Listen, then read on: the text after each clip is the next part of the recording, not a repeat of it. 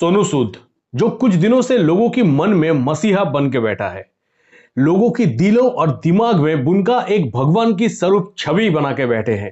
आज हम बात करेंगे वही सोनू सूद को लेके। पर क्या सही में सोनू सूद ने जो किया, क्या वो सिर्फ और सिर्फ उनकी काले करतूत को छुपाने के लिए, या फिर पब्लिक की तरफ से सपोर्ट इकट्ठा करने के लिए ताकि उनकी बुरा वक्त में वो सपोर्ट काम पे आए? क्या सोनू सूद की ये मसीहा बनने की जो स्टोरी है, ये स्टोरी पूरा प्री प्लान्ड था?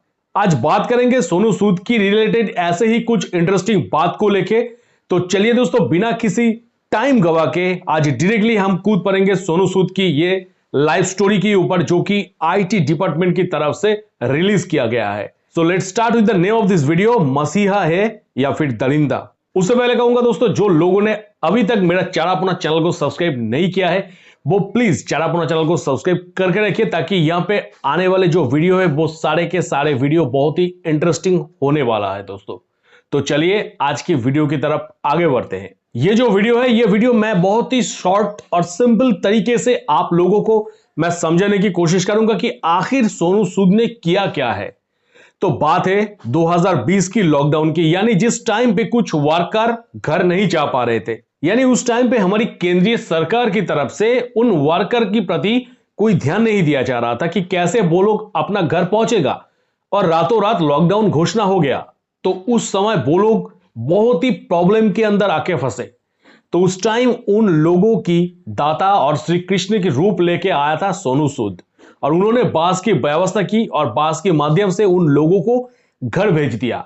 तो यह था सोनू सूद की मसीहा बनने की जर्नी। और ये जो खबर है, यह खबर आग की तरह फैल गया है, और यह खबर लोगों की कान तक पहुंचते ही शुरू हो गया सोनू सूद की भगवान बनने की क्रियाक्रम। और उसके बाद उनका यह दान ध्यान की सिलसिला जो था वो चलता ही गया। एक से बढ़कर एक काम कर रहे थे। किसी को नौकरी देना हो, चाहे किसी को पैसा देना हो, चाहे किसी को उनकी घर बस सब कुछ सेटल करना हो, तो सब कुछ वो अकेले अपने हाथों से कर रहे। और हम सभी इंक्लूडिंग मी ऑल्सो, मैं भी सोच रहा था कि शायद भगवान का दूसरा रूप सोनू सूद है। यानी इन लोगों को इस टाइम पे आके वो इतना हेल्प करना, मतलब डेफिनेटली ये भगवान ही हो सकता है, क्योंकि ऐसा और कोई नहीं कर रहा था मुंबई की फिल्म इंडस्ट्री से। उनकी घर के बाहर गरीब लोग अपनी लाइन लगा देते थे, कतारों में खड़े हो जाते थे। उसी के साथ साथ कोई उनकी हाथ चूमते थे तो कोई उनकी पैर छूते थे। उनकी छवि पे माला लगा के कोई कोई पूजा भी कर रहा था। मतलब किस जगह में अपना जो इमेज है, उस इमेज को लेके गया एकदम टॉप पर, जहां पे वो जाना चाहता था। और ये जो था, ये उनका एक प्री प्लान गेम था। एक नॉर्मल सा एक्टर से मसीहा बनने के लिए उन्होंने बहुत दिनों से एक मास्टर प्लान सेटअप किया था, ताकि कैसे लोगों से सिंपैथी और रेस्पेक्ट कलेक्ट किया जाए। और उनको भी पता था कि जब उनकी असली भंडा फूटेगा, तब ताकि लोगों के मन से उनका जो छवि है, वो छवि कुछ अलग नहीं होना चाहिए, बल्कि लोगों का सपोर्ट चाहिए उस टाइम पे। यानी लोग रास्ते पे उतर जाए और हमारी भगवान को छोड़ दो, ऐसे करके नारा लगाते रहे। तो जिसके कारण उन्होंने पब्लिक की जो पावर है, उस पावर को यूटिलाइज करने के लिए उन्होंने यह मास्टर प्लान सेटअप किया था कि किस तरीके से जो लोगों को आर्थिक परेशानियां हैं, उन परेशानियों को खत्म किया जाए और रातों रात मुंबई की हीरो बन जाए। यानी एक तरफ से भगवान खुद चाहता था कि उनका भक्त उनकी रक्षा करे, पर इतने सारे सवालों, इतने सारे जवाबों के पीछे, इतने सारे उंगलियों के पीछे मेन क्वेश्चन यही रह जाता है कि आखिर में सोनू सूद ने किया क्या है।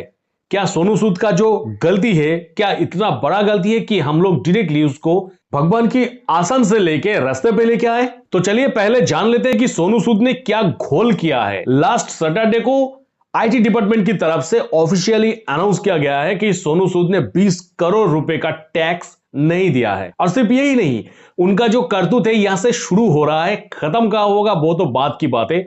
तो वीडियो को बिना स्किप करे उनकी जो कारतूत है वो पहले देख लीजिए। तो आईटी डिपार्टमेंट की ये अनाउंस करने से पहले बुधवार से आईटी डिपार्टमेंट ऑलरेडी उनकी घर, उनकी ऑफिस में तलाशी ले रहे थे, छानबीन कर रहे थे। और उस टाइम पे छानबीन करने के समय उनकी घर से सारे के सारे फर्जी डॉक्यूमेंट्स, यानी जितना भी डॉक्यूमेंट्स आईटी डिपार्टमेंट की हाथ में लगा था, उसका 90% फर्जी था। और उसी के साथ साथ आईटी डिपार्टमेंट की तरफ से एक सबसे बड़ा खुलासा किया है कि सोनू ने उनका एनजीओ दिखा के फॉरेन से 2,10,00,000 रुपए कलेक्शन किया था। और ये जो पैसा है, ये पैसा ऐसे पैसे नहीं कलेक्ट किया गया था, ये पैसा कलेक्ट किया गया था क्राउड फंडिंग प्लेटफॉर्म का यूज करके। और ये फंडिंग सरासर फॉरेन कंट्रीब्यूशन एक्ट के खिलाफ है, यानी फॉरेन कंट्रीब्यूशन एक्ट के खिलाफ में उन्होंने काम किया है। मतलब फॉरेन में उन्होंने अपना एनजीओ को सामने रख के फॉरेन से पैसा ले रहा था। पर बात यह है कि अगर वो फॉरेन से अपना एनजीओ को दिखा के अगर पैसा ले रहा था,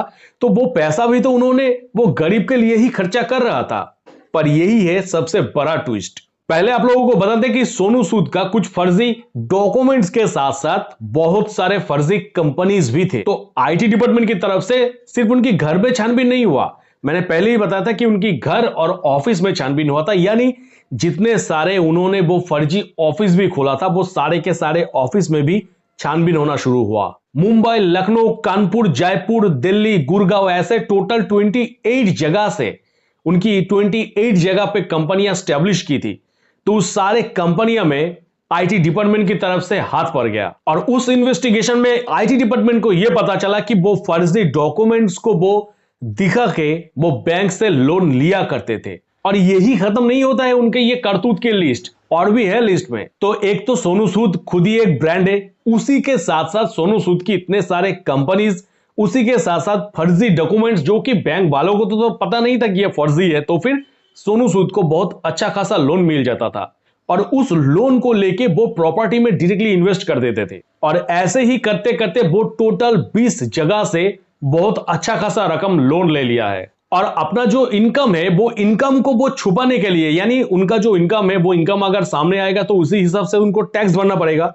तो उस इनकम की अमाउंट को छुपाने के लिए उन्होंने उस फर्जी कंपनी को यूज करते थे कि उस कंपनी से उन्होंने लोन लिया है। मतलब अब आप सोच लीजिए कि ये जो प्लान है, ये कितना बड़ा प्लान है, कितना शातित तरीके से इस गेम को खेला जा रहा था। और जब इनकम टैक्स डिपार्टमेंट की ऑफिसर्स ने उन लोगों की कान के नीचे बजाया, तब वो लोगों ने स्वीकार किया कि सोनू सूद ने कोई लोन वोन कुछ नहीं लिया था। यानी उनकी कंपनी से वो जो लोन ले रहे थे, वो जो डॉक्यूमेंट्स थे, वो सारे के सारे फर्जी है। और वो सही में जहां से लोन लिए हैं, वो भी डॉक्यूमेंट सारे के सारे फर्जी है। यानी ऐसे फर्जीपना करके वो अपने पैसों और अपनी संपत्ति को बढ़ा रहे थे। उनका जो करतूत है अभी तक तो सही है, पर अब जो मैं घटना आप लोगों के साथ शेयर करने वाला हूं, इस घटना को सुन के आप लोगों की दिलों और दिमाग से जो भगवान का छवि था वो गायब हो जाएगा। तो बात यह है कि central board of direct tax department यानी सीबीडीटी की तरफ से एक निर्देशिका पेश किया गया है